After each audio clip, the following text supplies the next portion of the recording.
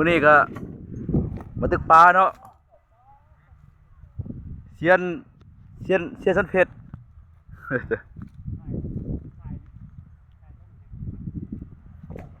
เพิ่นก็เฮ็ดโอ้ขมุบเนาะมาพี่น้อง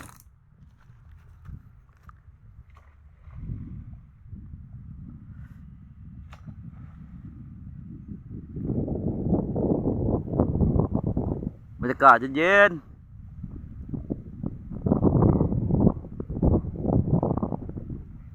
เป็นจะได้ในช่างมองถึกอยู่บ่ไผใหญ่เพิ่นว่ามองขาดเบิดเพิ่นว่าเพิ่นเอามอง12มาคือว่าเรียบร้อยเลยเนาะเพิ่นเอามอง6มาเนาะ